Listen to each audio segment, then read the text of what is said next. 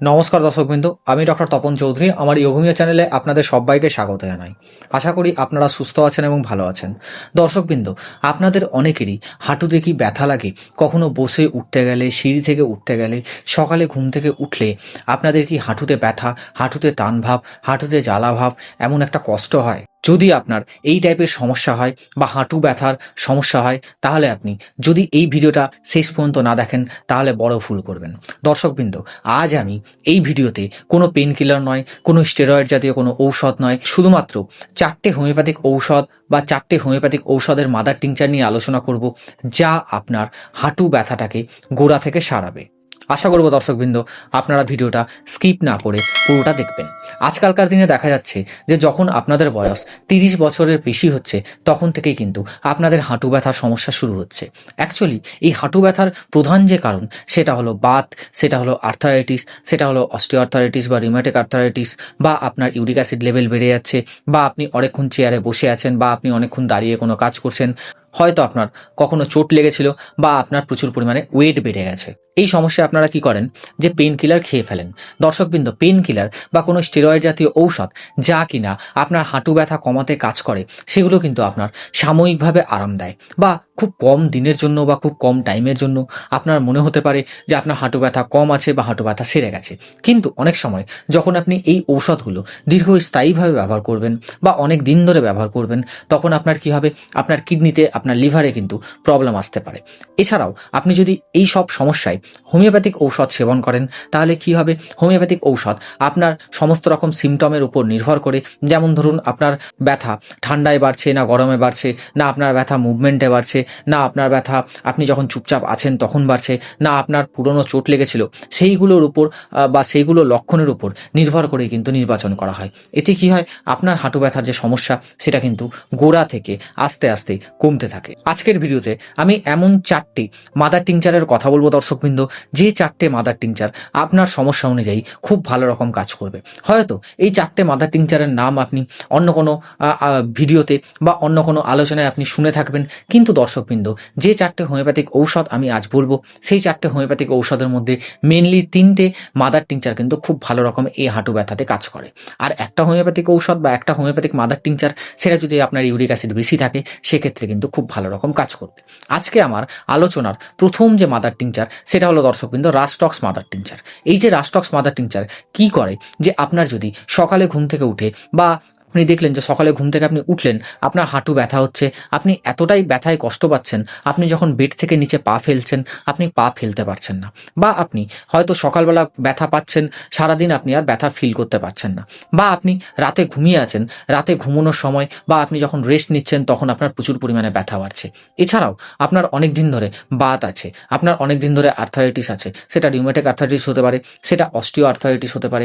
এই সব কেসে কিন্তু রাস্টক্স যে মাদার টিংচারটা আছে, এটা কিন্তু খুব ভালো রকম কাজ করে। এরপরে যে মাদার টিংচারটা আমরা আলোচনা করব, সেটা হলো দর্শকবৃন্দ গুয়েকা মাদার টিংচার।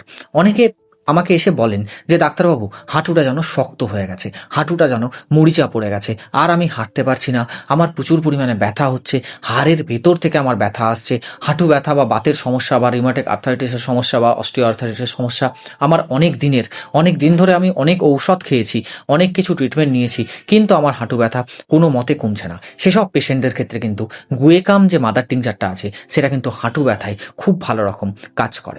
এরপরে যে মাদার টিংচারটা নিয়ে আলোচনা করবো দর্শকবৃন্দ, সেটা হলো গলথেরিয়া মাদার টিংচার।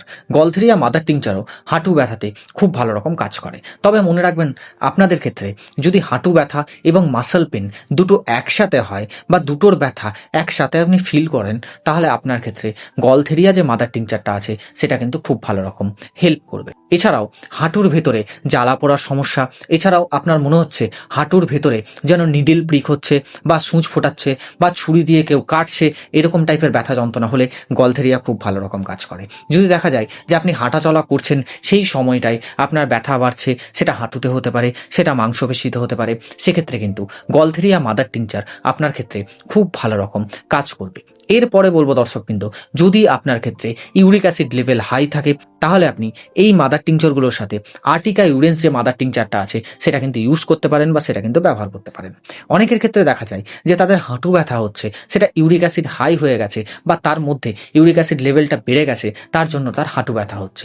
এতে কি হয়, হাঁটুর জায়গাটা ফুলে যায়। হাঁটুর জায়গাটা যখন আপনি হাত দেবেন সেই জায়গাটা একটা তাপ অনুভব করবেন বা টেম্পারেচার অনুভব করবেন, যদি আপনার ক্ষেত্রে ইউরিক অ্যাসিড লেভেল বাড়ে। এছাড়াও আপনার পেচ্ছাপে হালকা স্মেল দেখা দেবে বা অফেন্সিভ স্মেল হবে বা একটা বাজে রকম গন্ধ আপনি পাবেন। তখনই আপনি ইউরিক অ্যাসিড টেস্ট করাবেন, দেখবেন আপনার ক্ষেত্রে ইউরিক অ্যাসিড লেভেলটা স্বাভাবিকের তুলনায় হাই থাকবে বা বেশি থাকবে। এবার আমি বলবো দর্শকবৃন্দ যে আপনি এই মাদার টিংচারগুলো ইউজ করবেন কিভাবে। প্রথম ক্ষেত্রে আমি বলবো, যদি আপনার ক্ষেত্রে ইউরিক অ্যাসিড লেভেল কম থাকে বা আপনি ইউরিক অ্যাসিড লেভেল চেক করেছেন, দেখছেন যে আপনার ক্ষেত্রে ইউরিক অ্যাসিড লেভেল কম, সেক্ষেত্রে আপনি rhus tox mother tincture, guaiacum mother tincture, gaultheria mother tincture সম পরিমাণে একটা কাঁচের বোতলের মধ্যে ভরে আপনি কি করবেন, 10 থেকে 15 ফোঁটা দিনে 3 বার 1 কাপ নর্মাল জলের সাথে মিশিয়ে খাওয়ার আগে আপনি কিন্তু কন্টিনিউয়াসলি সেবন করতে পারেন।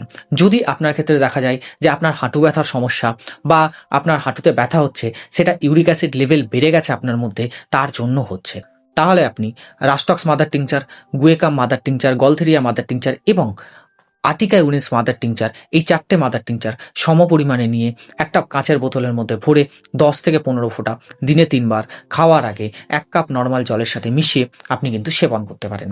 এতে দেখবেন আপনার ইউরিক অ্যাসিড লেভেলটাও কমবে এবং আপনার হাঁটুতে যে ব্যথা হচ্ছিল, আপনি কষ্ট পাচ্ছিলেন, সেখান থেকেও কিন্তু আপনি আস্তে আস্তে আরাম পাবেন। তবে দর্শকবৃন্দ, অবশ্যই কয়েকটা জরুরি কথা মনে রাখবেন। যারা গর্ভাবস্থায় আছেন তারা এই ঔষধটা সেবন করার আগে বা এই ঔষধগুলো সেবন করার আগে অবশ্যই চিকিৎসককে দেখিয়ে নেবেন। যদি দেখা যায় যে আপনার হাঁটু ব্যথা এই ঔষধগুলো সেবনের পরেও আপনার কমছে না, তাহলে অবশ্যই এক্স-রে করান, এমআরআই করান, ইউরিক অ্যাসিড লেভেল চেক করান এবং প্রয়োজন মতো যদি আপনার ওয়েট বেশি থাকে ওয়েট কমান এবং হালকা কিছু এক্সারসাইজ করুন এবং আপনি আপনার vitamin D level, calcium level taste করান। যদি আপনার শরীরের মধ্যে vitamin D level, calcium level যদি কম থাকে, তাহলে আপনি সেক্ষেত্রে ব্যাকসনের ভিটামিন ডি প্লাস যে ট্যাবলেটটা রয়েছে সেটা আপনি সেবন করতে পারেন। পার ডে একটা করে আপনি ট্যাবলেটটা ঘুমানোর সময় খেতে পারেন। এতে দেখবেন আপনার ক্ষেত্রে হাঁটু ব্যথা যদি ক্যালসিয়াম লেভেল কমে গিয়ে থাকে তার জন্য হয় বা ভিটামিন ডি লেভেল কমে গিয়ে থাকে তার জন্য হয়, তার ক্ষেত্রে দেখবেন ঔষধটা খুব ভালো রকম কাজ করবে। এবং তার সাথে আপনার হাঁটু ব্যথার জায়গাটায় আপনি অ্যাডভেন্ট রিউমেক্স জেলটাও দিনে 2 বার করে লাগাতে পারেন। এতে দেখবেন আপনার হাঁটু ব্যথার যে সমস্যা সেটা কিন্তু আস্তে আস্তে কম হবে। আশা করব দর্শকবৃন্দ আজকের যে এই আলোচনা আপনার খুব ভালো লেগেছে এবং উপকারে আসবে। যদি ভালো লাগে বা উপকারে আসে অবশ্যই ভিডিওটা লাইক, কমেন্ট এবং শেয়ার করবেন। যদি আপনারা এই চ্যানেলে নতুন হয়ে থাকেন অবশ্যই চ্যানেলটা সাবস্ক্রাইব করে পাশে থাকা বেল আইকনটা প্রেস করে দেবেন, যাতে কিনা যখনই আমি এরকম ইনফরমেটিভ কিছু আপলোড দেবো তখনই যেন আপনার কাছে দ্রুতই নোটিফিকেশনটা পৌঁছে যায়। ভালো থাকুন, সুস্থ থাকুন, দেখতে থাকুন ইয়োগমিয়া চ্যানেল। দেখা হবে আবার নেক্সট কোনো আলোচনায় বা নেক্সট কোনো টপিকে।